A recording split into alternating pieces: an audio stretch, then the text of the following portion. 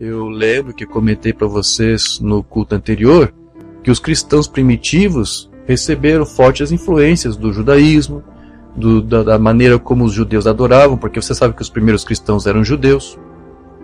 E por que eu sinto de trazer esse tema aqui para vocês? Porque esse é o meu desejo. Eu quero que vocês fiquem um pouco inteirados sobre como que se formou a igreja no passado, e para vocês entenderem qual é o nosso legado.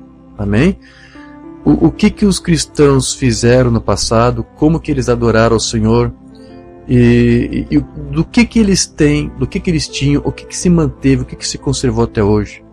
E eu sempre tenho que trazer esses temas à tona, porque você sabe que o Umbanda, o seu ministério era esse, de nos levar de volta aos pais apostólicos, de nos levar de volta à igreja primitiva.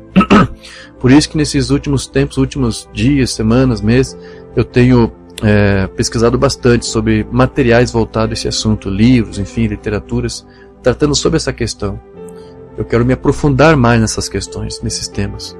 E em breve, se Deus me ajudar, eu vou estar inclusive aqui criando uma playlist aqui. Eu até pensei em fazer criar um canal novo, mas não, eu vou utilizar esse mesmo canal aqui, onde eu pretendo aqui divulgar estudos sobre a patrística, sobre a patrologia. Amém? Quero pegar essas literaturas que o Umbanda lia, e algumas outras coisas talvez que o irmão não Umbanda não tinha acesso, mas que hoje nós temos acesso. Você sabe que nessa era, uma era de informações, é impressionante quanta informação nós temos recebido. Então, na parte doutrinária, inclusive na parte histórica, que também é muito bom, que é a que mais se atualiza, que mais se adapta. Às vezes você pega um termo, um pensamento sobre o que aconteceu, uma conjuntura histórica, mas essas conjunturas às vezes são alteradas devido a uma nova descoberta. Então, às vezes, uma Umbanda foi vítima, inclusive, de algumas coisas assim. Né? Ele chegou a se deter em algumas afirmações de alguns homens, se citou aquelas informações que estavam erradas, mas ele não tinha culpa, ele não tinha acesso. Mas as informações vão se aperfeiçoando, vão melhorando. E não é nenhum pecado, não é nenhum problema nisso. Eu já li aqui, já ministrei para você, uma Umbanda disse uma vez, se eu vivesse mais 100 anos, eu sei que teria muito mais luz do que eu tenho agora. Até o ponto de, talvez, não que seja corrigir alguma coisa, mas aperfeiçoar ou melhorar o entendimento daquilo. Então é isso que nós fazemos aqui. Nós estudamos e ministramos porque sabemos que Deus tem feito isto. Eu quero tratar um pouco sobre isso, quero explicar um pouco mais sobre essa questão. E já tratei, mas eu quero aperfeiçoar mais para você entender bem essa questão, de que quanto mais você recebe de Deus, mais luz, né? Mais você é aperfeiçoado no entendimento, e isso não tem fim. A Umbanda fala que lá no milênio nós vamos continuar aprendendo. Lá no milênio você vai continuar aprendendo. Então não tem fim isso aqui. Começa aqui e não acaba mais. Está bem? Então eu quero aqui fazer criar um canal, ou melhor, desculpe, eu quero criar uma playlist aqui de vídeos de resenhas, de reviews, de temas, de livros que eu adquiri, que eu vou primeiro ler, vou fazer um filtro, vou ver o que é útil ali para nós, o que bate com a Bíblia, o que bate realmente com a mensagem. Porque infelizmente a maioria desses livros, todos esses comentários sim, sobre os pais, todos eles são feitos por homens que já têm sua mente pré-definida, né? Tem sua mente trinitária. Então nós temos que ter os pés muito bem fincados no chão para você poder ler esse material, ler essas literaturas, como o próprio Umbanda também fazia. Ele lia muitos livros. E então, para depois você expor isso da forma correta, ou seja, sem a influência do próprio autor ali que está discorrendo.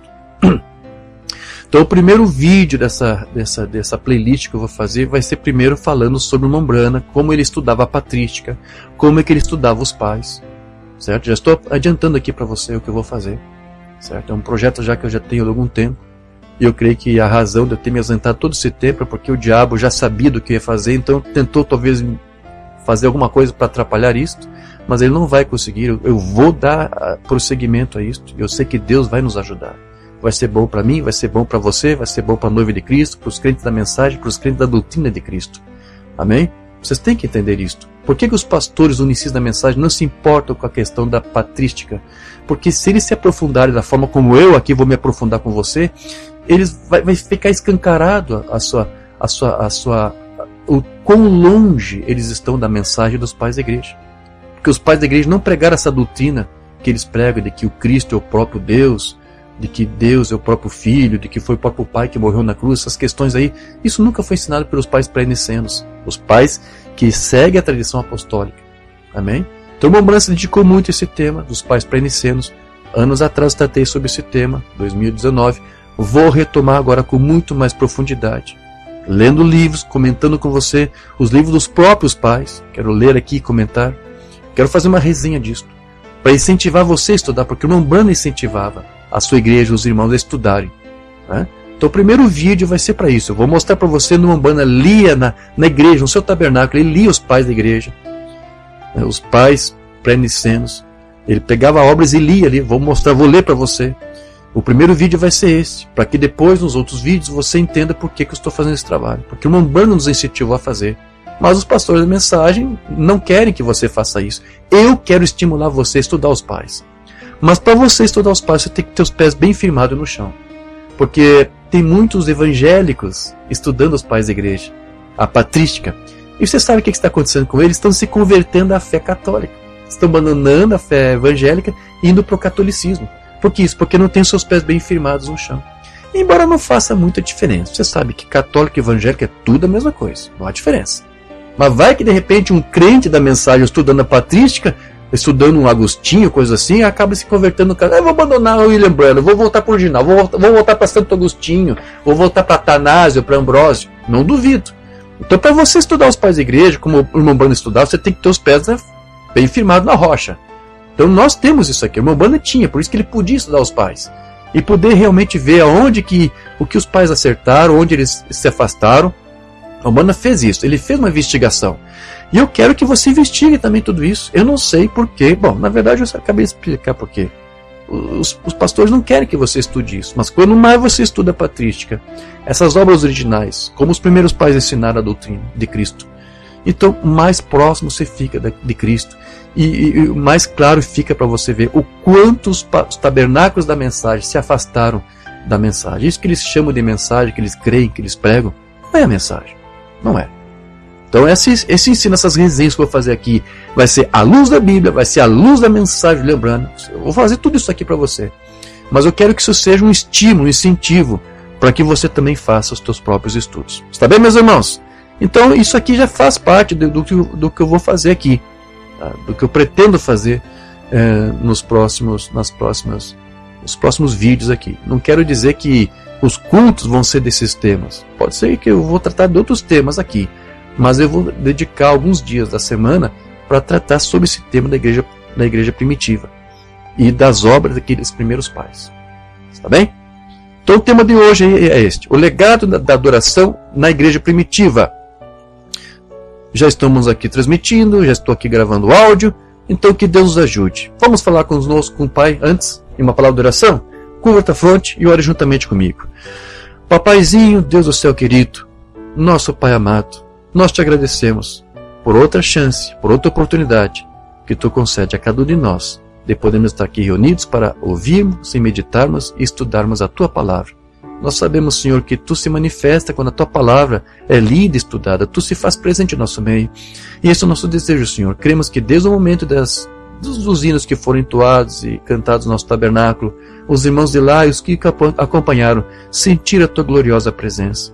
Nós te agradecemos, Senhor, porque nós cremos na tua palavra que diz que tu habita no meio dos louvores, mas cremos também que tu habita no meio daqueles que confessam o teu nome, o nome do teu Cristo. E aqui estamos, Senhor, desejosos de aprender de ti, que o teu Santo Espírito, nosso Paráclito, venha realmente, mais uma vez, nos instruir acerca de todas as coisas. Fale conosco, Senhor. Usa-nos, Senhor, neste momento. Use a mim, para que os teus filhos possam aprender mais sobre essa questão da adoração, como os primeiros cristãos te adoraram lá, Senhor. Nos ajude a entender um pouco essas questões, porque isso faz com que a tua palavra se torne mais viva para nós.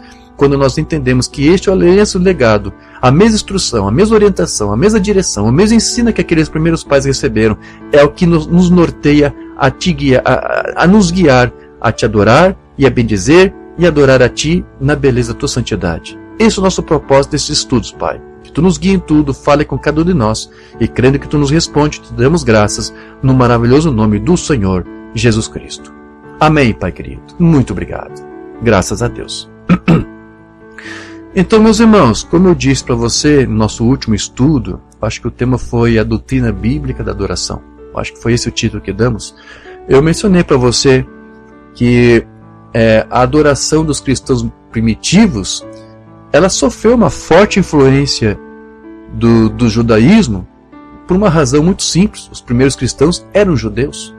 Então, como fazer uma transição do judaísmo para a fé cristã sem ter nenhuma influência da outra fé, do outro sistema do qual você veio? É como que você vê, por exemplo, alguns irmãos que abandonam a fé evangélica ou qualquer outra fé e vêm para essa mensagem.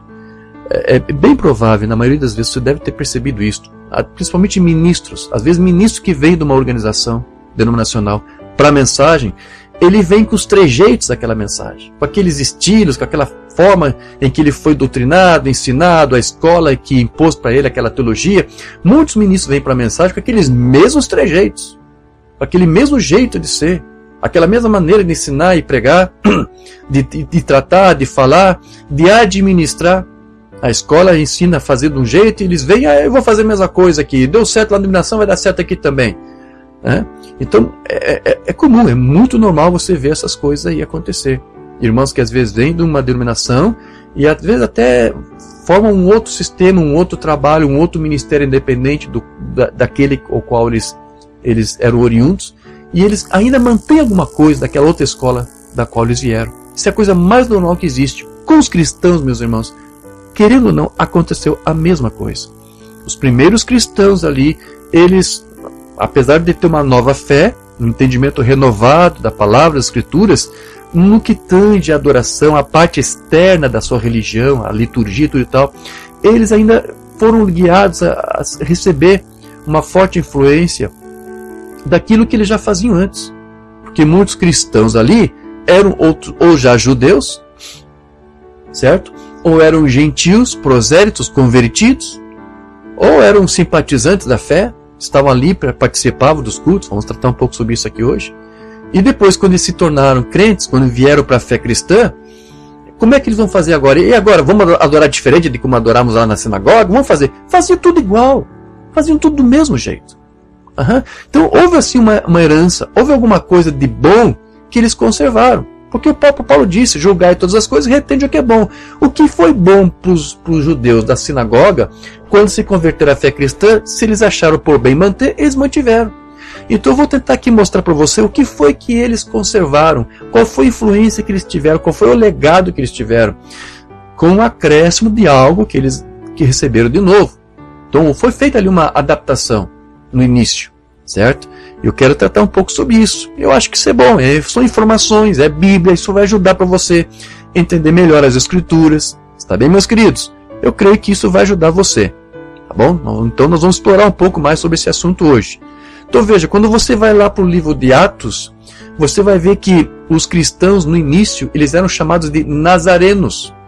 Havia uma seita dos nazarenos depois da formação dos cristãos, sim. E agora eu não lembro o que eles ensinavam. Tinha um grupo de judeus que não criam que Jesus nasceu de uma virgem, outros dissidentes criam que Jesus nasceu de uma virgem e que Deus só habitou no seu filho lá no Jordão. Havia várias seitas cristãs, mas essa aqui não está tratando uma seita cristã, está tratando dos cristãos. Os primeiros cristãos ali eram chamados pelos judeus de nazarenos. E também era chamado também de seita dos nazarenos, certo? Mas veja, a palavra seita naquele tempo não tinha o mesmo tom depreciativo como tem nos dias de hoje. Geralmente quando você fala de seita, você está falando de um culto esotérico, né, de falsos irmãos, de uma falsa fé. Mas não. Os grupos judaicos, como os fariseus, os saduceus, todos eles eram também chamados de seitas, porque lá no hebraico a palavra seita que se refere simplesmente a partidos ou grupos, né? Atos 15, verso 5: insurgiram-se entretanto alguns da seita dos fariseus que haviam crido. Você está vendo? Atos 26, 5: pois na verdade eu era conhecido deles desde o princípio, e se assim o quiserem testemunhar, porque vivi fariseu conforme a seita mais severa da nossa religião. Então, da mesma forma como os fariseus, os saduceus, sim, que mais? Os essênios, a quinta filosofia, os zelotes, todos eles eram chamados de seitas. Então, os cristãos também eram chamados assim. Paulo, inclusive, foi chamado o chefe da seita dos nazarenos, dos cristãos, Atos 24:5, porque tendo nós verificado que este homem é uma peste e promove sedições entre os judeus esparsos por todo o mundo, sendo também o principal agitador da seita dos nazarenos. Então os cristãos eram chamados pelos judeus de nazarenos somente por causa de Jesus, que era natural de Nazaré. É bom dizer isso, porque eu volto a repetir, depois que a igreja foi instituída, depois que os cristãos começaram a evangelizar, houve vários grupos dissidentes, né? Houve os docetistas, sim, houve os nicolaítas, certo? Que era uma seita que existiu lá, você sabe, já estudamos sobre isso, e eu acho até que vou voltar a estudar um pouco mais, fazer mais trabalhos, talvez faça um outro vídeo falando um pouquinho mais dos nicolaítas, pra você saber bem quem eram os nicolaítas. Era uma seita gnóstica de cristãos que viviam uma vida desregrada, em libertinagem, certo? E essa seita se estendeu por longos anos, até que depois ela acabou se resumindo essa seita dos nicolaítas depois se converteu em uma outra seita chamada dos ofitas. Os ofitas foram formados pelos adeptos do nicolaísmo. O que eram esses ofitas, os nicolaítas modernos? Eram nicolaítas que depois começaram a adorar uma serpente, dizendo que era o verdadeiro Deus. Os nicolaítas depois se tornaram ofitas. Um dia eu vou tratar isso aí para explicar bem para você direitinho. Então naqueles tempos ali tinha todo tipo de grupos. E tinha o grupo dos nazarenos. Tinha até o grupo cristão dos cainitas, acredite se quiser, existia. Se diziam cristãos, eles eram cainitas. Caim era o pai deles, né? E o Deus deles era a serpente. Cristãos. Um absurdo, não é verdade? Então havia vários grupos, mas então quando fala de Nazareno, está falando daqueles que eram crentes em Jesus por ser natural de Nazaré. Só por isso. Está bem? Agora, ao que a gente consegue perceber é que aqueles primeiros cristãos, por serem então judeus, e alguns eram gentios prosélitos, certo? No meu texto está só prosélito, eu vou colocar a palavra gentil para você entender bem aqui. Eles não tinham nenhuma intenção de deixar a religião mãe, o judaísmo. Pelo menos não no que diz respeito à prática externa da fé, como a maneira de adorar, de servir, de orar, certo? Então eles achavam que eles poderiam ser crentes no Messias e ao mesmo tempo conservar algumas coisas ou costumes da fé mosaica. Como eu te falei agora há pouco, isso é a coisa mais normal que existe. Quando alguns irmãos evangélicos vêm para a fé da mensagem, alguns conseguem ainda manter alguma coisa da sua antiga escola. E não é só membros, pastores também fazem isso. Então, naquele tempo é o que aconteceu. Tanto os primeiros cristãos de Jerusalém, que se organizavam em uma sinagoga, eles tentaram imitar o seu mestre, porque era exatamente isso que o próprio Senhor Jesus Cristo também fazia, quando ele pregava o Evangelho, nas diferentes cidades por onde ele passava. Você lembra? Jesus, ele fazia questão de visitar as sinagogas.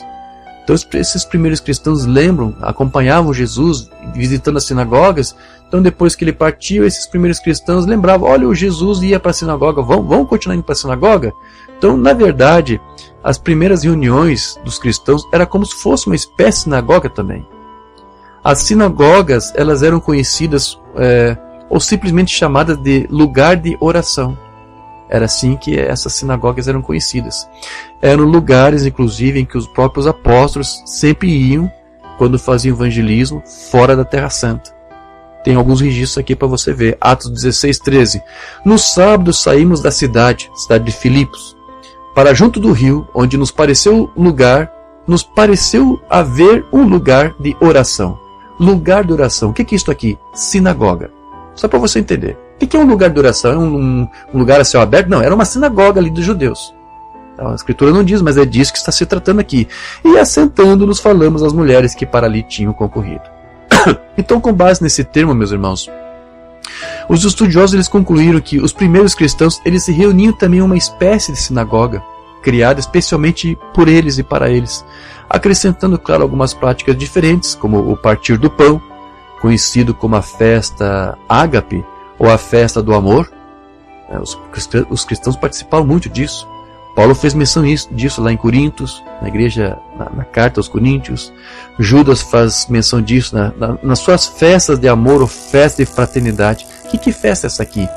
Era uma festa parecida com a ceia, mas não é a mesma festa ceia. É a festa ágape, festa do amor. Os cristãos, eles tinham o costume de se reunir, certo? Cada um vinha das suas casas, traziam os seus pratos e juntavam ali suas refeições, e para que todos juntos pudessem ter um tempo de companhia, um tempo, né, saudável, né, entre todos os irmãos. E às vezes as festas ágape, essa festa de amor, tinha também ali alguns elementos da ceia, ou seja, como o pão e o vinho. Mas essa festa ágape, todos os irmãos, eles, como eu disse, eles traziam então um prato de suas casas, e juntos eles participavam ali de um grande banquete entre todos, né? Não sei se era antes da reunião ou depois da reunião. O fato é que tinha os irmãos ali que eram pobres e que eles não podiam trazer nada, e essa era a ocasião também para que os irmãos mais ricos, abastados, pudessem então ter a oportunidade de compartilhar com aqueles irmãos, repartir com esses irmãos mais necessitados, certo? Para que todos pudessem ter tudo em comum. Atos 2:42. E perseveravam na doutrina dos apóstolos, na comunhão, no partir do pão, a festa ágape, e nas orações. Então, meus irmãos, segundo aí o costume judeu, registrado no livro de Talmud, principalmente, o livro Talmud era composto geralmente de outros dois livros, o Mishnah e o Gemara. Então, nesses livros do Talmud, era dito que 2 homens judeus que se reunissem em algum lugar já é o suficiente para fundar ali uma sinagoga. Então, os primeiros cristãos que se reuniram lá no cenáculo, eles se dedicavam ali à oração exatamente nos mesmos moldes das seitas judaicas faziam, os fariseus, os saduceus que se reuniam na sinagoga, assim. Então, o cenáculo, o que foi o cenáculo? Ele foi uma espécie de uma sinagoga dos cristãos. Atos 1, versículo 12 em diante. Então voltaram para Jerusalém, do monte chamado Olival, que dista daquela cidade tanto como a jornada de um sábado, ou seja, 1 quilômetro. Quando ali entraram, subiram para o cenáculo, onde se reuniram Pedro, João, Tiago, André, Filipe, Tomé, Bartolomeu, Mateus, Tiago, filho de Alfeu, Simão, o Zelote, Judas, o filho de Tiago. Todos esses perseveraram unânimes em oração, com as mulheres, com Maria, a mãe de Jesus, e com os irmãos dele. Então, esses primeiros cristãos, eles se reuniam para orar tanto no cenáculo como no templo também. Ora eles estavam ali na sua sinagoga, no cenáculo, ora eles estavam no templo orando. Exatamente da mesma maneira como faziam as outras seitas judaicas. Então veja, o cotidiano desses primeiros cristãos era igual ao dos outros judeus. Eles não tinham interesse de se dissociar do judaísmo. Atos 2:42 em diante. E perseveravam na doutrina dos apóstolos, na comunhão, no partir do pão e nas orações, e em cada alma havia temor, e muitos prodígios e sinais eram feitos por intermédio dos apóstolos. Todos os que creram estavam juntos e tinham tudo em comum. Vendiam suas propriedades e bens, distribuindo o produto entre todos, à medida que alguém tinha necessidade. Diariamente perseveravam unânimes no templo, partiam o pão de casa em casa e tomavam as suas refeições com alegria e singeleza de coração. Ou seja, apesar de eles adotarem alguma coisa parecida com o que era feito nas sinagogas, eles também acrescentaram alguma coisa que era própria deles, como do partir do pão, a festa ágape. Mas observe que o cristianismo iniciado ali em Jerusalém, ele herdou um padrão de adoração já existente, fornecido ali pelo ritual do templo e pela liturgia da sinagoga.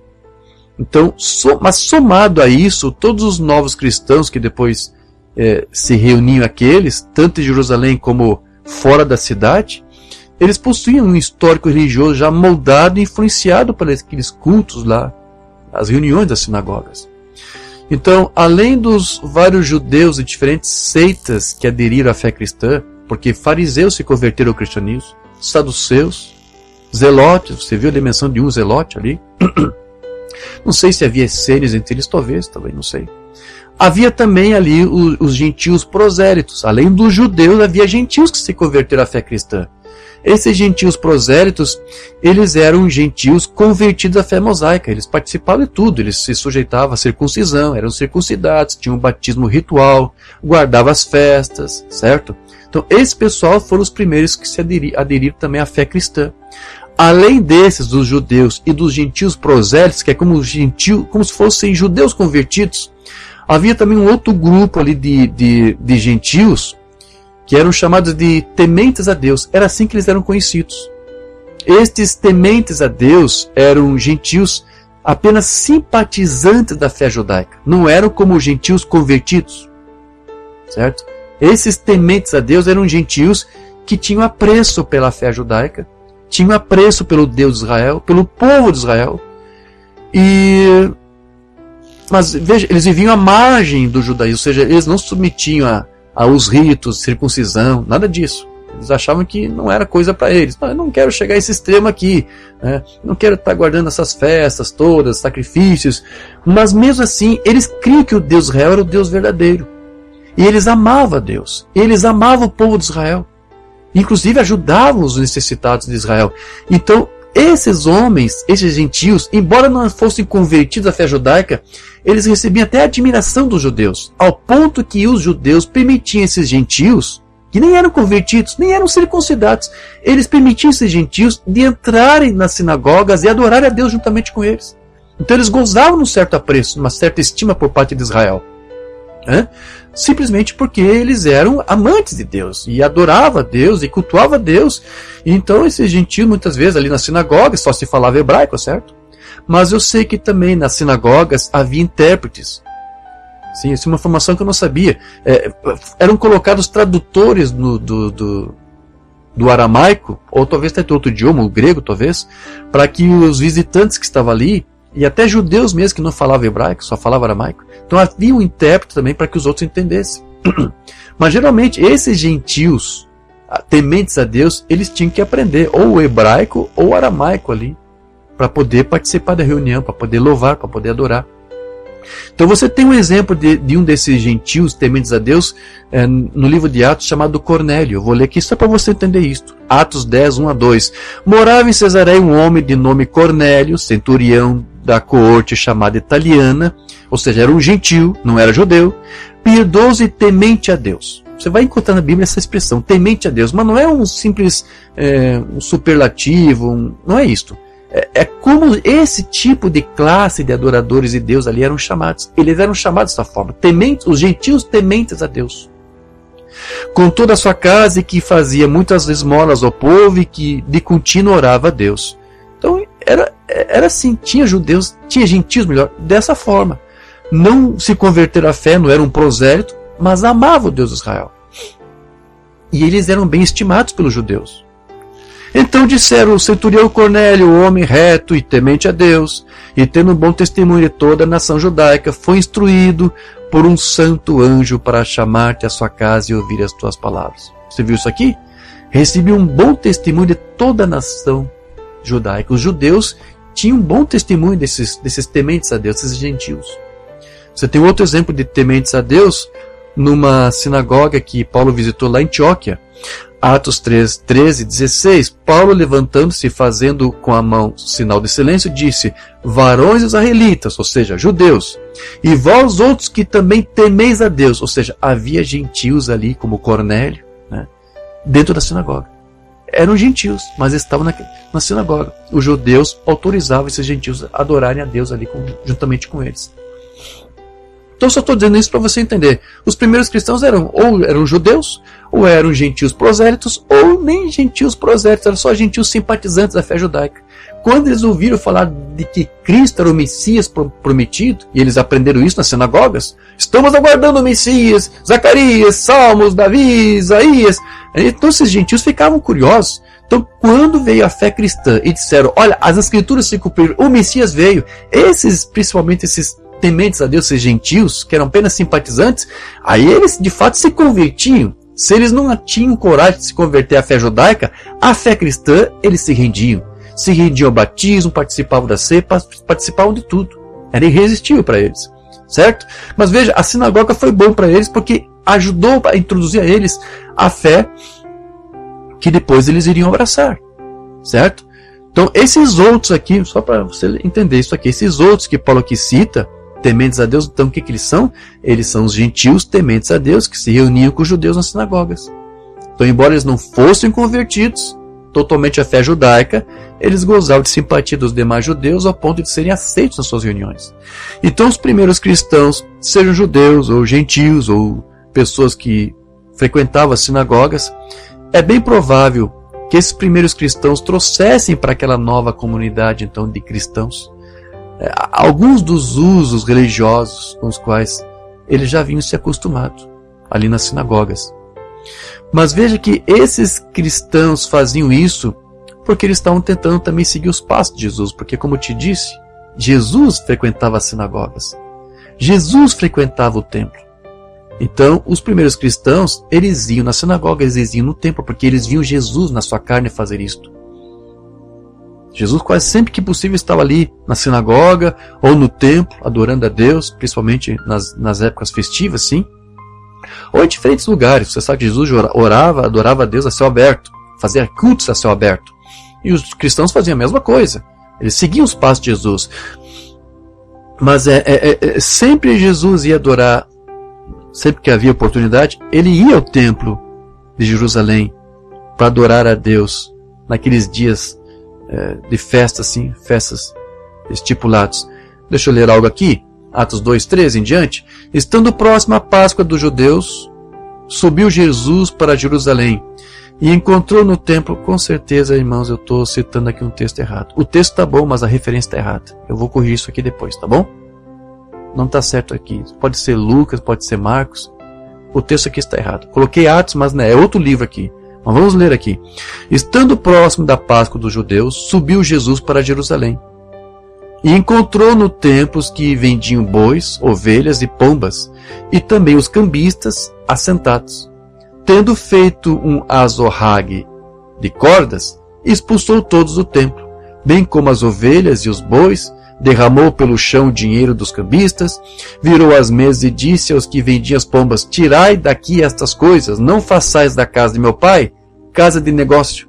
Lembraram-se os seus discípulos do que está escrito: o zelo da tua casa me consumirá. Então veja, pouco antes de isso acontecer, Jesus foi ao templo, né? Era uma época de festa, tabernáculos, Páscoa. E quando ele foi lá adorar a Deus no templo, no outro dia ou mais tarde, ele retornou e expulsou esses cambistas do templo. Mas tudo isso na mesma sequência, certo? Antes dele fazer essa purificação no templo, naquele mesmo dia, ou um dia antes, ocorreu aquilo que se chama de a entrada triunfal de Cristo. E você sabe que Cristo entrou daquela forma para cumprir as Escrituras. Pouco antes, Jesus tinha entrado na cidade, montado num jumentinho, para cumprir aquela escritura de Zacarias que falava dessa entrada triunfal do Messias daquela forma. Zacarias 9:9. Alegra-te muito, ó filha de Sião, exulta, ó filha de Jerusalém, eis aí te vem o teu rei, justo e salvador, humilde, montado em um jumento, num jumentinho, cria de jumento. Então Cristo entrou em Israel dessa forma para mostrar a todos que ele estava ali cumprindo uma escritura, entrou sentado num jumentinho, e dali quando ele chega, o que ele faz? Ele entra no templo, adora a Deus, e depois ele faz uma limpa, purifica o templo. Cristo teve que fazer tudo isso, entrar daquela forma e limpar o templo para quê? Para mostrar que ele estava ali para cumprir as escrituras. Porque a mesma escritura que dizia que um dia o Messias entraria triunfalmente na cidade e no templo, entraria no templo para se apossar dele. Porque aquela limpeza, ela tinha um sentido espiritual. Era uma forma de dizer que ele era o Senhor daquele templo. Ele é o Senhor do templo de Deus. Então, em seguida, quando ele fez aquela entrada triunfal, ele entra no templo, esvazia, purifica o ato externo, que era a parte dos judeus, dos gentios, era ali que era feita aquelas vendas, assim, retirando ali os avarentos por dinheiro, e aquele comércio, aquela fraude toda que havia ali, porque aquilo ali era uma transigência, uma transgressão, ou melhor, aquele local que era visto como lugar santo, certo? Então, a sua preocupação era de salvaguardar o santuário como casa de oração para todos os povos. Mas os que poucos parecem ter entendido é que Jesus teve que atuar daquela forma para mostrar que ele estava em sequência cumprindo com as Escrituras, porque as Escrituras falavam que o Messias viria para fazer isto, para tomar posse do templo e mostrar que ele é o seu possuidor. Ele é o Senhor do santuário. Isaías 56:7. Também os levarei ao meu santo monte e os alegrarei na minha casa de oração. A casa de oração era o templo de Israel, o templo de Jerusalém. Os seus holocaustos, os seus sacrifícios serão aceitos no meu altar, porque a minha casa será chamada casa de oração para todos os povos. Então, parte da profecia referente à sua entrada na cidade incluía a sua ação também de reivindicar o templo para si, declarando-se assim, então, como seu legítimo senhor, proprietário do santuário de Deus. Então, essa sua reivindicação que ele tenta ali registrar, ela fica ainda mais clara com uma outra declaração que Jesus fez lá em Mateus 12:6. Aqui está quem é maior que o templo. Então ele está dizendo, eu sou o Senhor desse templo. Então a atitude simbólica de Jesus limpar e purificar o templo é para mostrar, eu estou aqui para cumprir as escrituras que diz que eu converteria esta casa realmente em casa de oração, lugar de santidade. Então por esse pronunciamento conclui-se não somente que ele é o verdadeiro Senhor do templo, como também de que a adoração ali realizada também estava prestes a cessar. Porque você sabe que a lei ali já estava com seus dias contados. É algo do qual ali Cristo já estava tentando, inclusive, mostrar de outras maneiras. Porque embora Jesus ele mostrasse algum zelo, sim, pelo templo, porque estava ali para adorar a Deus, chamando ele esse templo de a casa de meu Pai, e até mesmo de ali adorar o Senhor e louvar, como faziam também os demais judeus e os gentios prosélitos, Jesus ele não concordava em alguns pontos da ortodoxia rabínica, alguns costumes, alguns rudimentos. Você sabe, Jesus não estava de acordo. Ele falava que eram tradições que eles haviam criado em substituição à palavra. Então havia coisas ali que ele não concordava. E uma das coisas que ele não estava mais concordando era, por exemplo, a questão voltada aos sacrifícios no templo. Existe uma falta de qualquer evidência de que alguma vez Jesus ofereceu sacrifício no templo. Você tem lembrança de você ter lido algo assim? Jesus foi ao templo e sacrificou a Deus no templo. Você viu isso aqui? Ele nunca fez isso. Não é interessante? Jesus nunca apresentou sacrifícios no templo, como os demais faziam. E a explicação para isso é óbvia. Por que ele ia apresentar um cordeiro para ser sacrificado se ele sabia que ele era o cordeiro de Deus, que deveria ser logo, futuramente, ali, ser sacrificado em favor de todo o povo? Então, a razão dele não ter sacrificado ali, no templo, é porque ele era o sacrifício, que em breve seria ofertado e apresentado em favor de Israel e de toda a cristandade, de toda a sua igreja. Agora, claro, veja, segundo o regulamento rabínico, só para você entender bem isso aqui, havia 3 elementos que eram indispensáveis para a celebração da Páscoa. 3 elementos tinham que estar presentes na Páscoa, que era o cordeiro, que deveria ser sacrificado no templo, no recinto do templo, e depois era trazido para ser consumido. Era o cordeiro sacrificado no templo, os pães asmos e as ervas amargas. E quando Jesus celebrava a Páscoa com seus discípulos, as ervas amargas, certo? Os pães asmos estavam presentes, mas você não vê a figura do cordeiro sacrificado ali do templo, ali eles consumindo, participando. Essa ausência mostra que Jesus está querendo mostrar para os seus discípulos algo novo que breve acontecer, para mostrar que a dispensação da lei já estava com seus dias contados. Jesus sabia que ele mesmo deveria ser aquele cordeiro que um dia seria sacrificado. Por isso que nas Páscoas que Cristo celebrava com os seus discípulos, o cordeiro sacrificado ali do templo não estava presente. Esse elemento não fazia parte. Porque ele sabia, ele queria fazer que os seus discípulos entenderem que ele é o cordeiro de Deus enviado por Deus, da parte de Deus, para tirar o pecado do mundo, como disse João Batista. Ele queria fazer eles entenderem isto. Talvez alguns até perguntavam, você não vê registro disso, mas havia essa conversa, Jesus, e o cordeiro, não vamos comer? Eu sou o cordeiro que tira o pecado do mundo. Certo? Então ele não celebrava, não ofertava sacrifício no templo, porque ele era o sacrifício. E não comia carne de cordeiro na Páscoa, porque ele era o cordeiro. Na mesma época que Jesus estava indo para Jerusalém para a festa da Páscoa, foi quando ele disse: se vós não comerdes da minha carne ou beber do meu sangue, não tereis parte comigo. Lembra? Em que ocasião, veja o contexto, em que ocasião Jesus disse aquilo? Na mesma ocasião em que ele estava indo para a Páscoa. E quando ele chegou lá, não ofertava no templo e nem consumia carne de cordeiro na Páscoa com seus discípulos. Por quê? Porque ele dizia: eu sou o cordeiro. Vocês têm que comer de mim, vocês têm que beber de mim. Se vocês não tiverem comunhão comigo, se vocês não guardarem a minha palavra, não haverá vida em vós mesmos. Padecereis de vossos pecados. E você sabe que as ofertas, os sacrifícios, no templo também era para os pecados. E por que Cristo vai fazer oferta pelos pecados se ele não tinha pecado nenhum? Então, por conta disso, alguns ficavam observando Jesus, a atitude dele. Esse Jesus aí se diz profeta, se diz mestre, rabi, mas nunca oferta sacrifício no nosso templo. E você sabe, os sacrifícios no templo eram comprados. Os sacerdotes criavam os cordeiros e eles diziam: você somente pode sacrificar os cordeiros que nós aqui criamos e vendemos.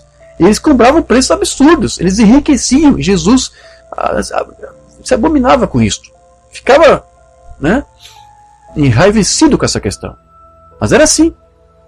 Então Jesus sabotava isso aqui, mas não apenas por causa disso, mas por causa dos tipos. Não havia razão dele comer ou sacrificar um cordeiro porque ele era o cordeiro. Ou apresentar algo em sacrifício para os seus pecados porque Jesus não tinha pecado. Então esses homens religiosos, eles viam Jesus proceder dessa forma, então diziam: que esse homem é um apóstata. Então essa é a explicação que alguns estudiosos dão do porquê que Jesus nunca comia o cordeiro sacrificado. Porque os rabinos não permitiam que os apóstatas pegavam os seus cordeiros para ser sacrificados. Então Jesus era visto por eles como apóstata. Não guardava o sábado, não fazia um monte de coisa, os jejuns nas terças e nas quintas que a seita dos fariseus faziam. Então para eles, para a organização religiosa daqueles dias, Jesus era um apóstata. Então alguns explicam dessa forma. Por isso que Jesus não comia o cordeiro pascual na Páscoa, porque os judeus não lhe davam, não permitiam comer, porque ele era um apóstata. Para os apóstatas, eles não deixavam. Eu não sei, eu não creio muito bem nisso. Eu acredito que Jesus não comia a carne do cordeiro na Páscoa e nem sacrificava pelas razões que eu acabei de te explicar. Ele sabia que ele é o cordeiro de Deus. Certo? E ele já fazia isso de propósito para incentivar os seus discípulos a entenderem e assimilar esta verdade. É por isso que com frequência você via ali Jesus citando, por exemplo, as palavras de Oséias 6,6: pois misericórdia quero e não sacrifícios. Porque o verdadeiro sacrifício ali que Deus estava prestes agora a receber não era mais aqueles que era recebido ali no santuário. E havia até escrituras, lembra que Estevão citou a escritura lá para os judeus? Deus não habita em templos, santuários feitos por mãos humanas. E aquilo foi um terror para aqueles homens. Você está querendo me dizer, Estevão, que nosso Deus não está aqui no santuário? Que não está recebendo nosso sacrifício? Mas o próprio Jesus já começou: olha, Deus não se alegra com isto, com esse sacrifício que vocês estão fazendo. Por isso que eu nem mais apresento o sacrifício aqui. Então é isso, meus irmãos. Então isso mostra que a atitude de Jesus com relação à religião organizada dos seus dias possuía dois lados. Porque se por um lado Jesus mostrava alguma afeição ao templo, porque dizia que era a casa do meu pai, a casa de oração, um local de oração, certo? Por outro lado, Jesus, ele aos poucos estava tentando mostrar que uma nova ordem estava prestes a ter início ali, que traria mudanças profundas quanto à maneira de se adorar, de se servir a Deus. Então ele disse, inclusive, para aquela mulher samaritana, que chegaria um tempo em que a adoração estaria aberta para todos. Não exatamente num local específico, como para os samaritanos eram no monte, e para Israel, para os judeus eram no templo. Sim, todos iriam adorar de uma outra forma. De que forma seria a adoração? Em espírito e verdade. João 4, 21. Em diante. Disse-lhe Jesus: mulher, podes crer-me que a hora vem, quando nem mesmo neste monte, nem em Jerusalém adorareis o Pai. Vós adorais o que não conheceis. Nós adoramos. Jesus adorava. Quando ele diz nós, ele se inclui.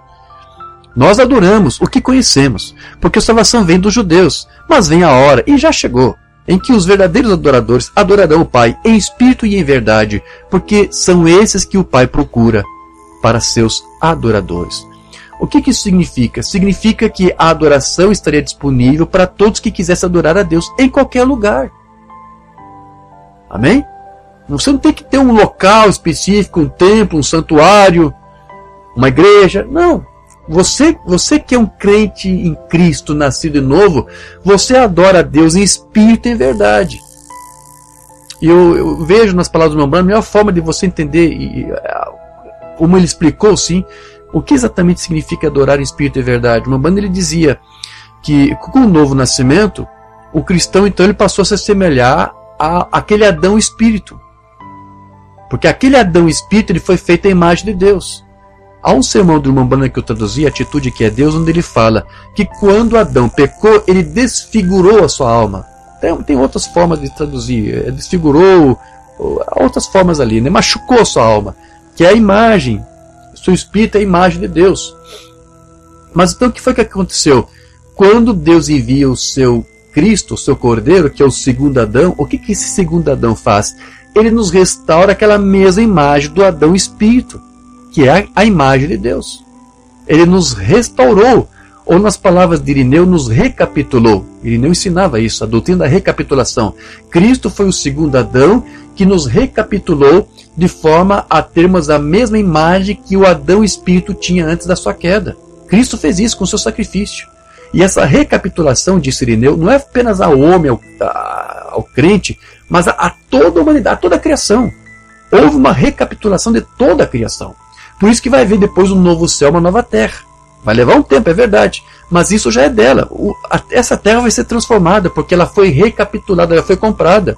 Como nós estamos aqui em corpos corruptíveis, perecíveis, sujeitos à enfermidade, é verdade, mas nós já fomos recapitulados. Embora estejamos agora aqui, estamos ao mesmo tempo assentados à destra de Cristo nas alturas. Sim, potencialmente já estamos lá. E potencialmente esse mundo aqui já vai passar por uma transformação, já é um novo céu, uma nova terra, porque foi recapitulada, comprada pelo segundo Adão. Então o segundo Adão nos voltou a ter a mesma imagem que aquele primeiro Adão espírito tinha. É assim que explicava o Umbanda. E por causa disso nós podemos agora então adorar a Deus em espírito e verdade. Por quê? Porque agora somos homens de espírito na mesma imagem de Deus. Porque Deus é espírito. E agora nós, crentes convertidos, temos a mesma imagem de Cristo. É isso que o Cristo fez ao nos recapitular. Almas que estão em prisão. E então primeiro o homem foi feito. E ele era um homem espírito, a imagem de Deus. Aquele homem Adão que não pecou era a imagem de Deus. Mas depois ele pecou, caiu, perdeu isso aqui. Desfigurou sua alma. O qual é Deus é espírito. São João 4. Agora, ele é um espírito. E aqueles que o adoram em espírito e verdade. A tua palavra é verdade. Agora nós o adoramos em espírito e verdade. É um ser espírito. Nós somos assim. Porque fomos restaurados à mesma posição daquele Adão. Sim, antes da queda. É a mesma condição. Agora somos realmente feitos à imagem de Deus. Então, meus irmãos, dessa maneira, não seria estranho que os discípulos de Jesus adotassem o mesmo comportamento ambivalente ali do seu mestre. Porque eles também iam ao templo para orar, mas também não apresentavam sacrifício. Eles viam o que Jesus fez. Eles entenderam por que ele fazia aquilo. Atos 3:1. Pedro e João subiam ao templo para a adoração na hora 9. É só o que você vai encontrar. Eles faziam a mesma coisa que Jesus fazia, que os judeus faziam. Estou tentando mostrar para você como é que os cristãos primitivos adoravam a Deus. Da mesma forma que os demais judeus, certo? Mas com algumas coisas diferentes, né? Que eles haviam aprendido com o seu mestre. Então Pedro e João aqui diz que eles foram ao templo na hora da oração, a hora 9, mas não é mencionado que eles sacrificaram algo ali. Por que isso? Porque eles sabiam que Jesus também não sacrificava e sabiam por que ele não sacrificava. Porque ele já tinha o sacrifício perfeito. Então veja, eles faziam alguma coisa que os judeus faziam, adoravam a Deus, iam no templo, não precisava ir para o templo, mas eles foram lá. Faziam algumas coisas parecidas, mas outras coisas não faziam, aos modos do seu Cristo. Então, doravante, a linguagem do Novo Testamento, acerca ali dos sacrifícios, das ofertas, segundo a lei, elas começaram a ser espiritualizadas, sublimadas, porque eles entendiam que aquilo ali era tipo, sombra de bens vindouros. Porque os pais da igreja, eles começam a ensinar que aquilo que eles haviam aprendido de Jesus, de que o sacrifício que o cristão agora deve apresentar é o chamado sacrifício vivo da sua própria pessoa. Ao invés de você ir num templo para sacrificar algo, ora, você agora se torna para Deus um próprio sacrifício. Quando você consagra a tua própria vida a Deus, quando você serve a Cristo. Então, não é mais a circuncisão da carne que Deus quer receber. Agora quer receber a circuncisão da tua mente, do teu coração. Certo? Romanos 12, 1-2. Rogo-vos, pois, irmãos, pelas misericórdias de Deus, que apresenteis o vosso corpo por sacrifício vivo, santo e agradável a Deus, que é o vosso culto racional. Então os judeus, lá, os saduceus, os essênios, seja quem for, eles iam lá para o templo e sacrificavam. Agora o cristão, ele adorava a Deus e apresentava sacrifícios também a Deus, falando da mesma forma. Agora eles eram um sacrifício, sua vida era um sacrifício, porque agora eles se rendiam totalmente a Deus. Esse era o seu culto racional. Esse é o ensino dos pais. Então agora o ofício de um sacerdote, né? Antes tinha lá um sacerdote que fazia intermediação. Esse sacerdote agora não se encontra mais no altar terrestre para os cristãos, para aqueles cristãos primitivos. Porque agora ele foi substituído pelo ofício sacerdotal da própria igreja. Porque agora os próprios crentes são sacerdotes, reis e sacerdotes. Apocalipse 1,6. E nos constituiu, Jesus fez isso, Jesus nos constituiu reino, sacerdotes para o seu Deus e Pai. Aham. Veja, a Escritura não apresenta Jesus como Deus, mas Cristo, Filho de Deus, nos apresentou para Deus, ao seu Deus e Pai, como também sacerdotes. E a Ele glória e domínio pelos séculos dos séculos. Amém. Apocalipse 5,10. E para o nosso Deus o constituíste reino e sacerdotes, e reinarão sobre a terra. Mas veja, cada adorador pode agora oferecer o seu próprio sacrifício a Deus através do nosso sumo sacerdote, que é o Senhor Jesus Cristo. Hebreus 13,15. Por meio de Jesus, pois ofereçamos a Deus sempre sacrifício de louvor, que é o fruto dos lábios que confessam o seu nome. Então nós apresentamos sacrifício a Deus por meio de Cristo, que é o nosso mediador, que é o nosso intermediador, como eu estudei com você no culto passado. Não há como você ter acesso a Deus diretamente. Você tem que passar por um mediador, por um sacerdote, um sumo sacerdote. Cristo é o sumo sacerdote. Certo? Então isso que os apóstolos disseram era o que Jesus estava lhes preparando desde o início. De que chegaria um dia em que os sacrifícios cessariam para dar lugar a um sacrifício mais perfeito oferecido lá no Calvário. E aquele que se ofereceu como sacerdote dessa nova aliança e como sacrifício, uma vez que ele se ofereceu, ele nunca mais precisaria morrer. Na lei, o sacerdote tinha que várias vezes fazer sacrifício até por ele mesmo. Mas esse Cristo é um sacerdote perfeito porque de uma vez por todas sacrificou, para não ter mais que fazer isto. Romanos 6,9. Sabedores de que, havendo Cristo ressuscitado entre os mortos, já não morre. A morte já não tem domínio sobre ele. Hebreus 9,27. E assim como os homens estão ordenados a morrerem uma só vez, vindo depois disto o juízo, assim também Cristo tendo se oferecido uma vez para sempre. Uma vez só. Um único sacrifício para sempre. Ah, você não vai trazer sacrifício aqui? Não. Um dia eu vou trazer. Um dia eu trago um sacrifício aqui. Mas vai ser uma vez só para sempre. Tendo se oferecido uma vez para sempre, para tirar os pecados de muitos, aparecerá a segunda vez sem pecado aos que aguardam para a salvação. Hebreus 10:11.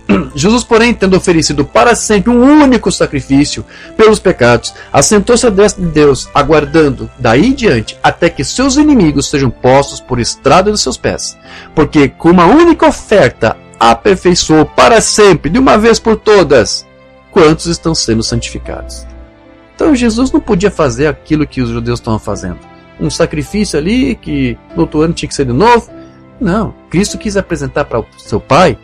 Cristo quis adorar ao seu Pai com um sacrifício perfeito de si mesmo, de uma vez por todas, um único sacrifício. Então, meus irmãos, nessa nova aliança, os sacrifícios que são agradáveis a Deus são o que hoje? São nossas obras. Assim nos ensinaram os pais. Nossas boas obras são sacrifício. Deus recebe como sacrifício. Não é mais um animal que você tem que matar, não é isso aqui. É a tua vida, as coisas boas que você faz quando você serve a Deus. Expliquei para você no culto passado. É uma forma de você adorar a Deus. Toda obra que você fizer em prol do Evangelho, qualquer ajuda que você prestar para alguém, para um irmão necessitado, um ministério, seja o que for, isso será visto para Deus como um sacrifício, como uma obra, um serviço de adoração a Ele. Amém? Hebreus 13:16. Não negligencieis igualmente a prática do bem, das boas obras e a mútua cooperação, ajudando um em necessidade, seja orando por ele, mas ajudando ele com alguma coisa. Certo? Pois com tais sacrifícios Deus se compraz. Esses são os sacrifícios dessa nova dispensação que Deus requer da igreja, dos cristãos. Então observe que essas linguagens aqui dos cultos, dos rituais do templo, sinagoga, tudo isso foi mantido, isso permanece. Né? Sacrifícios, ofertas, sacerdote, santuário, mas agora eles são reaplicados à adoração da igreja, um novo entendimento. A adoração que agora não se prende a nenhum templo terreno, a nenhuma mediação sacerdotal humana. Ao invés de um templo, agora, cada cristão é um templo. É um santuário para Deus. Amém? Para o próprio Deus habitar e fazer, então, de cada cristão, o quê? O que temos estudado. Pequenos deuses, pequenos messias, pequenos criadores. 1 Coríntios 3,16. Não sabeis que sois santuário de Deus e que o Espírito de Deus habita em vós? Então, ao mesmo tempo que os cristãos estavam até visitando ali o santuário, o templo, adorar a Deus, eles já sabiam que eles eram o templo de Deus. Amém? Se alguém destruir o santuário de Deus, Deus o destruirá. Porque o santuário de Deus, que sois vós, é sagrado. A mim, meus irmãos, vocês estão vindo aqui, eu vi um barulho aqui, não sei se foi aqui. Apenas me dê um amém se vocês estão conseguindo ouvir, se a transmissão aqui está prosseguindo. Atos 7,48. Entretanto, não habita o Altíssimo em casa feitas por mãos humanas.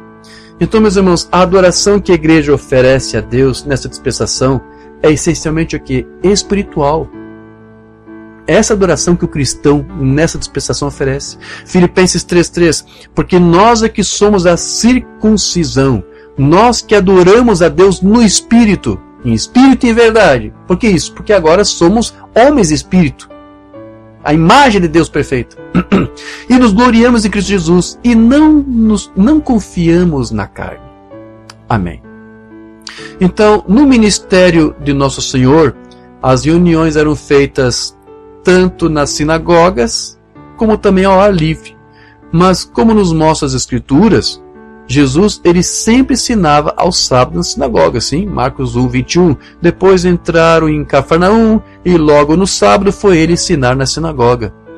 E nas suas viagens missionárias, Paulo também ensinava nas sinagogas, lá na dispersão judaica, ou seja, fora da Terra Santa, Atos 13:5. Chegados a Salamina, anunciava a palavra de Deus nas sinagogas judaicas. Então, Jesus e os discípulos fizeram a mesma coisa, imitaram Jesus nesse quesito. Iam para as sinagogas, para alcançar os judeus que ali estavam, e os gentios também, os tementes a Deus que ali estavam. As sinagogas eram um lugar ideal para evangelizar. Havia judeus, havia gentios prosélitos, e havia os gentios tementes a Deus. Eu tive que explicar toda aquela introdução para você entender isso agora. Era um prato cheio para fazer evangelismo, certo?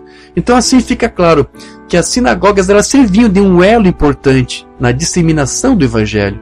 E é muito provável que o seu padrão de culto, que era exercido lá nessa sinagoga, nas reuniões, serviu de uma certa forma também de influência para as reuniões da própria igreja. Como eu te disse, até hoje você vê isso. Alguns cristãos que saem de um sistema e vão para outro, às vezes eles conservam alguma coisa daquele sistema antigo nesse novo sistema onde eles estão. Alguma coisa que é boa, eles conservam. Não há nenhum problema. Os cristãos fizeram isso. E vou mostrar para você, vou provar para você. Algumas coisas que eram feitas lá nas sinagogas, os cristãos também adotaram. Você vê isso pela carta, as cartas de Paulo, você vê isso pelo livro de Atos.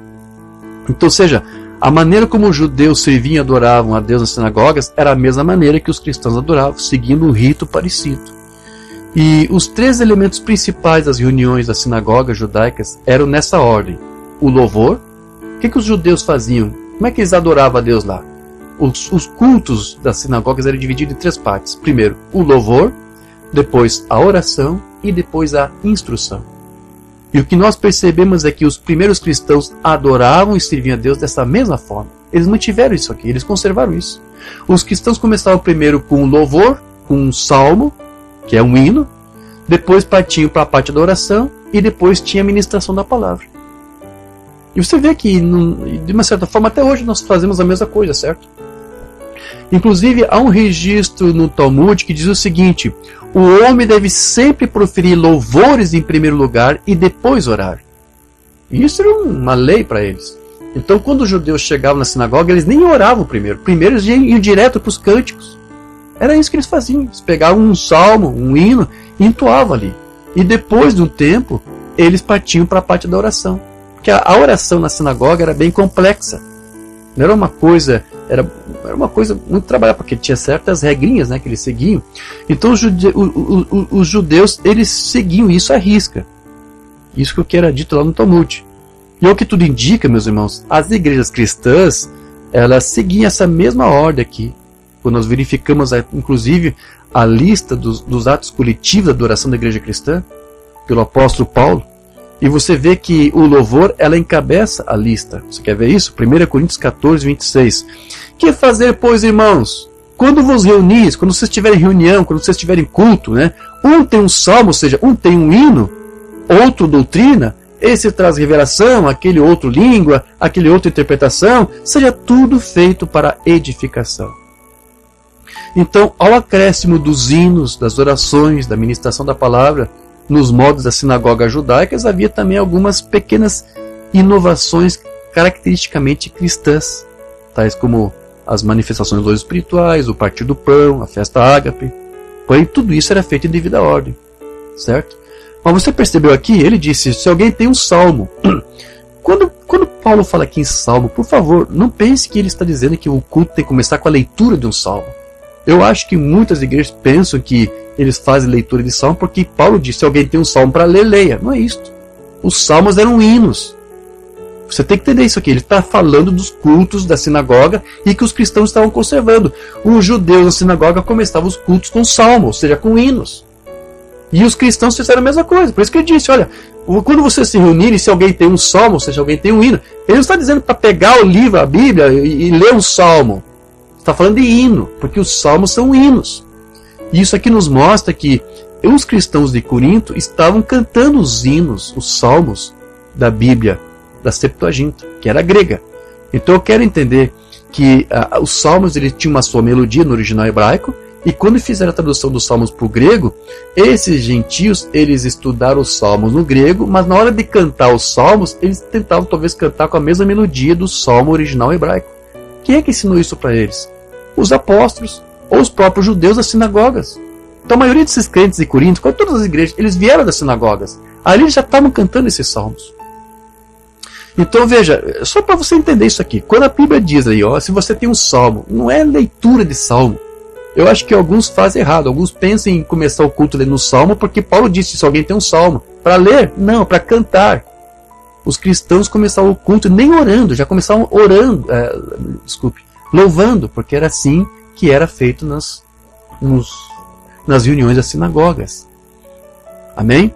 E as orações, meus irmãos, as orações eram feitas nas sinagogas sempre seguidas pelo Shema. Volta e meia eles recitavam o Shema. Ouça Israel, o Senhor nosso Deus é o único Senhor. E nas intercessões coletivas, alguém era chamado pelo assistente para fazer uma oração e eles recitavam. Estou falando da sinagoga, né? Recitava as 18 bênçãos, que abrangia ali um monte de gama de temas. Né? Então por isso que eu disse que para você que a oração na sinagoga era bem complexa. O quanto disso os cristãos adotaram, eu não sei. Talvez até deixaram isso de fora. Mas eles seguiam uma certa ordem disso aqui. Então são inúmeras as escrituras que mostram que o Senhor Jesus mesmo era um fervoroso orador. Então, meus irmãos, se ele, Jesus, sendo o Filho unigênito de Deus, sentia necessidade de orar, quanto mais nós, membros de sua igreja. Amém? A questão é que, uma vez que Jesus orava, isso por si só já é um argumento mais que suficiente para nos mostrar que a oração deve ser um dever supremo da igreja. As escrituras, inclusive, mostram que Jesus orava a todo instante, em todo momento e em todas as ocasiões. Principalmente aqueles momentos que eram momentos críticos, momentos difíceis da sua vida também. Jesus, por exemplo, estava orando no seu batismo. Enquanto foi batizado nas águas, estava orando. Jesus orou quando escolheu os seus 12 apóstolos. Ele orou na sua transfiguração. Ele orou no jardim do Getsemane. E lá no Calvário, você lembra que ele orou ao Senhor? Veja, Jesus morreu da maneira como ele viveu, orando. Para nos dar o exemplo. Se ele, o Filho de Deus, orava, quanto mais a igreja de Cristo também deve orar. Amém, meus irmãos? Então é isso.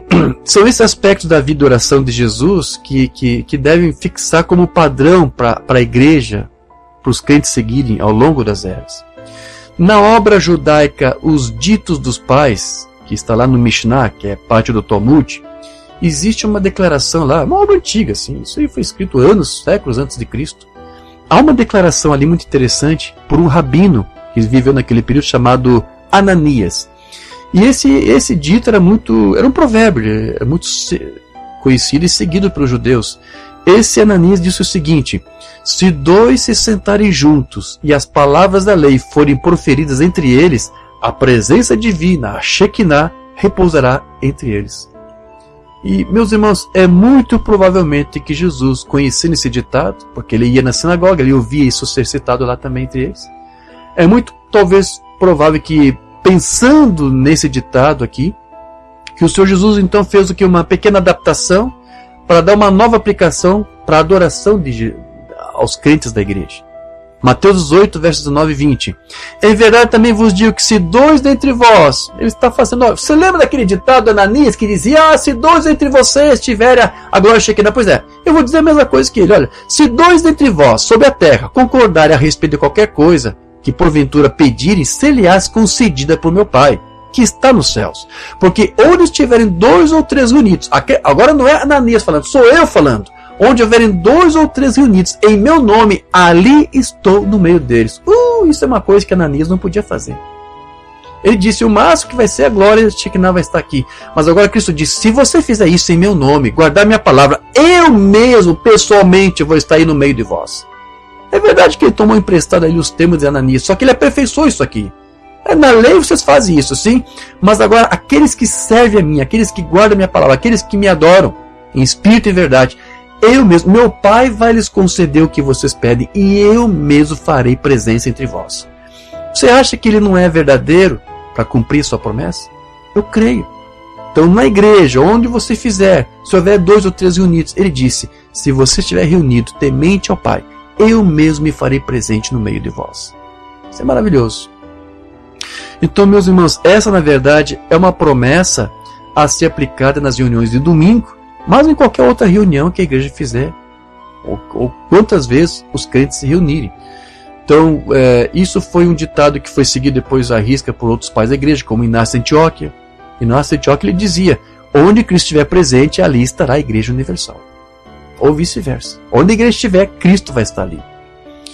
E tanto nas orações como nos hinos, embora os cristãos primitivos adorassem a Jesus como Messias e o Senhor exaltado, eles não confundiam este Cristo, esse Senhor, Jesus, com a pessoa do próprio Deus verdadeiro, o único Deus verdadeiro. Como mencionei para vocês no culto anterior. Uma vez que Deus ele era chamado por esses cristãos primitivos, os primeiros cristãos, de o Senhor soberano, ao tempo em que Jesus ele era visto como quem? Aquele que era o humilde servo desse Senhor soberano. Você quer ver isso? Atos 4, 24 a 30. Só para você ver como é que os cristãos adoravam a Cristo. Como é que adorava a Deus. Ouvindo isto, unânimes levantaram a voz a Deus e disseram, Tu, soberano Senhor, que fizeste o céu e a terra, o mar e tudo que neles há, que disseste por intermédio do Espírito Santo por boca de Davi, nosso pai, teu servo, porque se enfureceram os gentios e os povos imaginaram coisas vãs, levantaram-se os reis da terra e as autoridades ajuntaram-se contra o Senhor e contra o seu ungido, porque verdadeiramente se ajuntaram nessa cidade contra o teu santo servo Jesus, ao qual ungiste, Herodes e Pôncio Pilatos, com gentios e gente de Israel, para fazerem tudo o que a tua mão e o teu propósito predeterminaram. Deus sabia que o seu Cristo teria que ser entregue a esses homens. Deus determinou isto. Agora, Senhor, olha para as suas ameaças e concede aos teus servos que anunciem com toda intrepidez a tua palavra, enquanto estendes a mão para fazer curas, sinais e prodígios por intermédio do nome do teu santo servo Jesus. Jesus não era apresentado como o Senhor soberano. Deus era o Senhor soberano. E Jesus, ele era o servo do Deus soberano. Olha a diferença.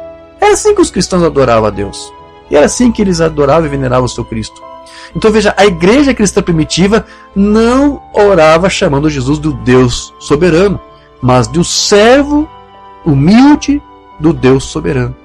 Isso é muito diferente, sim, irmãos. É muito diferente do que nós vemos aí nos tabernáculos da mensagem, que apesar de alegarem estar crendo na mensagem, né, dos cristãos primitivos, dos pais originais, Nós que estamos trazendo essas questões, esses temas à tona para você entender, porque isto foi que o Umbanda restaurou para nós. Essa mensagem dos tabernáculos que faz de Cristo o próprio Deus soberano, não é a mensagem dos primeiros pais. Eles chamavam Deus o soberano Pai, o soberano Deus. E Jesus era quem? O seu reto servo. O seu reto e justo servo. Amém? Agora, só para nós concluirmos esse estudo de hoje, quero trazer aqui duas coisas bem interessantes aqui para você entender, para você ficar a par. Existe ao menos duas expressões que eram proferidas nas orações dos cristãos primitivos, e dessas duas havia uma declaração, havia uma expressão que era totalmente incomum para a fé judaica, mas os cristãos gostavam de usar, porque foram ensinados por Cristo a usar. Então, eu estou dizendo, olha, houve influência da sinagoga judaica nos primeiros cristãos? Houve, não tem como você negar, houve. Mas eles fizeram uma adaptação e trouxeram isso para... Porque você viu, o próprio Cristo fez isso. Ananias disse, onde houver 2 ou 3 unidos, a Shekinah vai estar ali. Cristo disse, olha, onde houver 2 ou 3 unidos, eu vou estar ali. Jesus não fez adaptações, então não há nenhum problema. Ele pegava alguma coisa que ele achava que era bom, mas ele adaptava para algo que era mais perfeito. Os cristãos faziam isso, mas havia algumas coisas que os cristãos faziam porque eles aprenderam de Cristo e que os judeus não faziam. Jesus possuía uma expressão, uma designação muito preferida por ele, muito peculiar, para se referir a Deus. Jesus chamava Deus de uma forma muito peculiar. Jesus chamava Deus de Abba. Abba, Pai. Jesus usava essa palavra, inclusive nas suas orações, Marcos 14:36, e dizia, Abba, Pai, tudo te é possível, passa de mim este cálice, contudo, não seja o que eu quero, e sim o que tu queres. Então, essa palavra, meus irmãos, Abba, que todos conhecem, porque conhecem os evangelhos, era comumente usada por uma criança judia, quando se dirigia ao seu pai terreno. Era alguma coisa muito parecida com o nosso papaizinho. Você é chamado de pai, mas de uma forma mais íntima, mais carinhosa. O Abba, pai, é o equivalente a meu papaizinho, ou meu pai querido. No Brasil é interessante, ali os baianos e os nordestinos têm o costume de chamar o pai de painho, certo? É só para você entender. Esse painho dos baianos, dos nordestinos, é o equivalente a esse Abba que Jesus usava aqui. Era pai, mas de uma forma diferente. No inglês existe o father, mas existe uma forma mais carinhosa, né? É daddy. Esse daddy é o equivalente ao painho dos baianos, ao Abba, pai de Jesus. E Jesus tratava Deus desta maneira. Ele chamava de painho. Só para você entender, para trazer o nosso vernáculo aqui, os nossos trejeitos aqui brasileirísticos. Era assim que Jesus orava, painho. Você está entendendo? E ele ensinou a igreja a orar dessa forma. E os judeus, eles não faziam isso. Não, para eles é escandaloso, porque eles sabiam que essa palavra Abba era só usada para uma forma infantil, na verdade. Que as crianças usavam para se referir a Deus, ao seu pai terreno. Então, essa expressão aqui, ela é uma expressão que denota uma profundidade muito íntima. Então, os judeus, eles jamais utilizavam tal palavra para se dirigir a Deus. Eu tenho que citar isso aqui para você, porque você talvez pense, os judeus falavam, Abba, Pai. Não, os judeus jamais falavam isso. Eles tinham receio de fazer isso. Mas Jesus fazia isso. Você está entendendo? Os judeus, ao invés de Abba, usavam Abinu, que quer dizer nosso Pai. Mas Abba é mais íntimo. Eles achavam que não era apropriado para você... É muito informal para você se dirigir a Deus, o soberano Deus, o Rei do Universo. Então eles não usavam esse termo, porque além de ser para eles um termo infantil, era audacioso e íntimo demais. Mas o Filho de Deus, meus irmãos, ele emprega exatamente essa palavra íntima. O que não nos surpreende, sim, porque visto que desde a sua infância ele tinha consciência de um relacionamento filial incomparável com Deus. Jesus sabia que ele era o Filho de Deus. Então o mais espantoso de tudo isso ainda é saber que Jesus ele ensina os seus discípulos a usar essa mesma forma de expressão na oração do Pai Nosso, que é a oração do Senhor. Alguém disse, Senhor, ensina-nos a orar. E como é que Jesus ensinou a sua igreja a orar? Da maneira como ele orava. Não pediu para nós fazer algo diferente do que ele fazia. Ele disse, olha, da maneira que eu faço, eu quero que vocês façam. Mateus 6:9. Portanto, vós orareis assim: Pai nosso. No original é Abba, Paizinho. Painho nosso, Painho querido, que estás no céu, santificado seja o teu nome. Lucas 11:2. Então ele os ensinou: quando orardes, dizei: Pai, Painho, Abba, Daddy, santificado seja o teu nome. Então essa oração, ela foi uma resposta, como eu disse, aquele pedido: nos ensine como orar, como que devemos orar, como que devemos nos apresentar a Deus. Eu vou mostrar para vocês uma forma diferente de como vocês têm que se apresentar a Deus. Mostre o mais intimidade que vocês puderem ter, porque é essa intimidade que eu tenho com Ele, e é essa intimidade que o Pai quer ter com vocês. Amém? Então Ele mesmo orava dessa forma ao se dirigir a Deus, e Cristo ele nos convida a termos esse mesmo tipo de intimidade que Ele tinha com seu Pai. Há registros de que essa oração se tornou inclusive uma oração modelar, né? Painho, né? Pai, Abba, nas congregações cristãs primitivas. Na Didaquê foi dada essa orientação: não ore como os hipócritas, mas sim como o Senhor ordenou no seu Evangelho. Orai assim, 3 vezes ao dia. Papai, Abba. Ou seja, essa era uma oração que devia ser feita no seu coletivo. Cipriano e Tertuliano também, nos seus escritos, recomendaram orar dessa forma. E o apóstolo Paulo, você vê muitas vezes, ele iniciava suas orações em favor da igreja invocando o nome de Deus como Abba, Pai. Ele ora ao Pai de Jesus Cristo e assim, por implicação, ao Pai de todos nós, que estamos ligados a Cristo como uma só família. Romanos 8:15. Porque não recebestes o espírito da escravidão para viveres outra vez atemorizados, mas recebeste o espírito de adoção, baseado no qual clamamos: Abba, Pai. Então eu só estou explicando para você entender isso aqui. Essa expressão Abba quer dizer que Deus quer que você tenha mais intimidade com Ele, que é o que só é possível com alguém que é filho adotado. Ele nos elegeu e nos predestinou para filhos da adoção por Cristo Jesus. Não foi isso que estudamos no culto passado? Então é isso. Essa expressão Abba é para você se apresentar de uma forma condizente a essa eleição. Se Deus te predestinou para ser um filho dele, Ele quer que você trate Ele dessa forma: Paizinho querido. Era assim que Jesus falava nas suas orações. O judeu olhava e encostava: vou chamar Deus dessa forma? Não. Mas era assim que Jesus ensinava.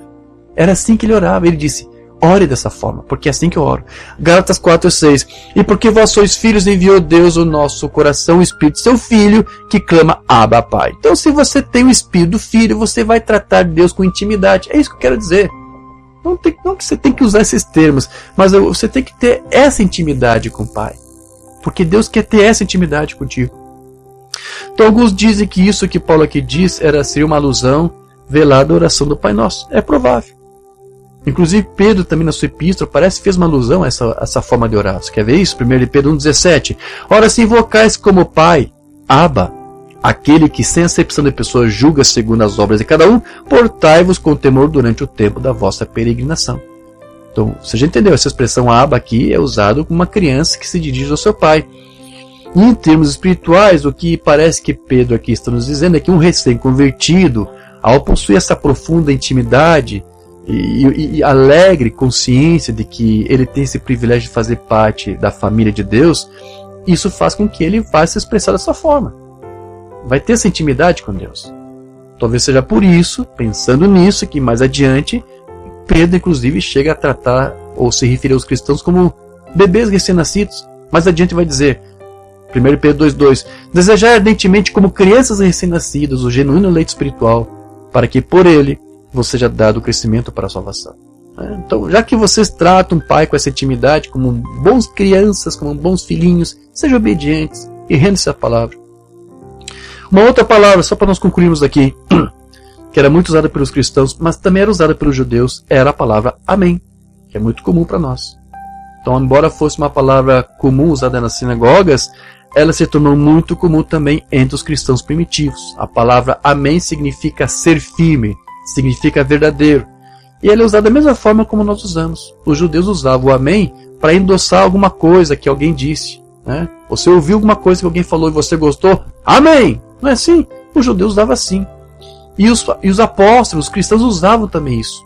Quando você fala alguma coisa que você fala que é verdade e você ouve isso, você dá Amém. Você está dizendo, eu creio. Como disse uma banda, né? Amém quer dizer assim seja. Mas veja, isso não é uma coisa nova. Isso é uma herança que já vem desde o antigo, nem pertence às sinagogas. Você tem isso na Bíblia, Neemias 8:6.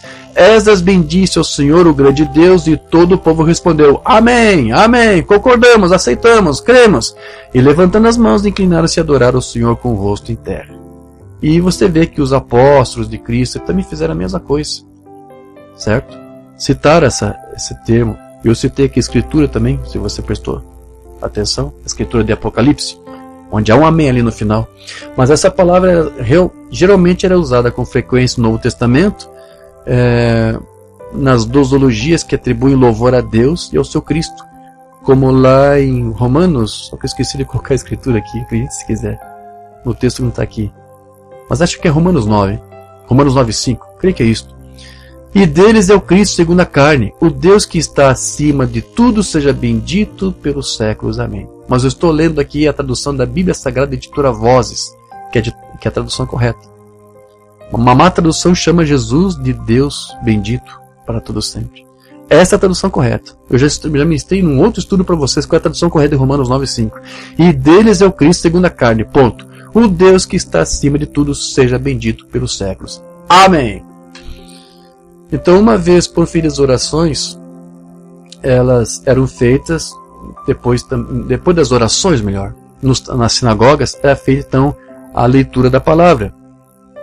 E era uma exposição ali das Escrituras. Primeiro se fazia a leitura de algumas Escrituras, e depois a própria pessoa que leu ou algum outro era chamado para comentar. Essa era a parte da instrução. Por isso que algumas sinagogas, as sinagogas na verdade eram chamadas de casa da instrução, por causa desse tempo que era o mais sublime, o mais importante também, a parte da ministração da palavra. Então qualquer pessoa da congregação ali que fosse considerada apta, ela podia receber o convite para trazer um sermão, uma mensagem. Não é só o assistente da sinagoga, né? O assistente ali, o dirigente olhava: irmão, pode trazer, foi feita a leitura aqui, você pode trazer uma mensagem que comente o que nós acabamos de ler? Era assim. E nas reuniões cristãs, eu acredito que às vezes era assim que se fazia também. Aqueles irmãos que se reuniam, faziam a leitura, primeiro adoravam a Deus com salmos, com hinos, depois oravam a Deus, e depois fazia a leitura de uma escritura e alguém trazia uma mensagem. Qualquer membro podia trazer mensagem. Era assim que era nas sinagogas. Você tem um exemplo disso aqui, Atos 13:15. Depois da leitura da lei e dos profetas, os chefes da sinagoga mandaram dizer-lhes: irmãos, se tendes alguma palavra de exortação para o povo, dizei-a. Era assim, era na sinagoga. Quem aqui pode trazer uma palavra? Quem aqui pode trazer um sermão para nós? Quem pode pregar mensagem para nós aqui hoje? Hoje não se pode fazer, infelizmente, isso nas igrejas. Seria muito bom, né? Seria muito bom a gente poder dizer, eu poder chegar na igreja, no Morato: irmão Brão, pode trazer a palavra para nós hoje, irmão Brão? Irmão Vicente, não, eu tô com dor na garganta. Bons tempos aqueles, né? Quem pode trazer? O irmão pode trazer uma palavra? Pode trazer mensagem para nós hoje? Era assim, as reuniões eram assim. Você está entendendo? Por que isso? Porque todos tinham a mensagem da doutrina na ponta da língua. Estavam cheios do Espírito Santo. Qualquer um podia ministrar, e eles davam essa oportunidade. Certo, meus irmãos? É isso. Eu só trouxe esses pequenos tópicos aqui para você entender como que era, alguns detalhes sim, de como que era a adoração dos cristãos naqueles primeiros anos. Eu espero que isso esteja ajudando você, e o meu desejo eu estou fazendo isso com um certo entusiasmo, é que você aprenda com essas coisas e consiga tirar algo de proveito para você, para a tua própria vida íntima com Deus. Amém? É isso que Deus quer que você tenha com Ele, intimidade com Ele. Amém, meus queridos? Vamos falar com o Senhor? Paizinho querido, Pai do céu, muito obrigado por esse breve tempo que aqui tivemos, lembrando como os teus filhos te adoravam no passado, da intimidade que era imposta ou que era sugerida que os teus filhos tivessem contigo. E hoje nós aprendemos um pouquinho mais de que nada disso mudou. Tu ainda requer de nós essa mesma intimidade. E nós cremos que Tu estás conosco. Nós cremos que Tu és um Deus infalível, um Deus que opera sinais, prodígios e maravilhas, que onde houver 2 ou 3 reunidos apenas em Teu nome, ali Tu se faz presente. Então, Senhor, que isso seja, que continue sendo uma realidade para cada um de nós, dos Teus filhos, seja no tabernáculo, seja em sua casa, onde houver 2 ou 3 reunidos ali, que Tu se faça presente, Senhor, que Tu venha estar conosco, aqueles que Te adoram em espírito e verdade, não mais presos a um ministério sacerdotal humano, a um tabernáculo, um santuário. Hoje entendemos mais uma vez, nossas próprias vidas são Teu santuário. Que Tu recebas, Senhor, de nós um culto racional, que é o sacrifício aos nossos lábios que Te confesse, que confesse o Teu santo nome, a Tua santa doutrina. Que Tu venhas estar conosco, receba nossos sacrifícios, receba o nosso louvor, receba a nossa adoração. Tudo que fizermos, hoje aprendemos, é um serviço, é um gesto de adoração a Ti. Receba tudo isso, Senhor, que seja Tu mesmo operando através de nós, porque entendemos que se somos Teus santuários, somos pequenos deuses, pequenos criadores de atmosferas. Que Tu venhas atuar em nosso meio, através dessa palavra, dessa verdade, que essa doutrina, Senhor, que é perfeita, venha nos encorajar e venha nos aperfeiçoar mais e mais na Tua santa palavra. Que Tu nos guie em todos os Teus caminhos, todos os nossos caminhos, Senhor. Sê conosco e ajuda a Tua igreja a permanecer firme como um bom testemunha de Ti e da Tua palavra. Assim pedimos e Te agradecemos no nome do Senhor Jesus Cristo. Graças a Deus.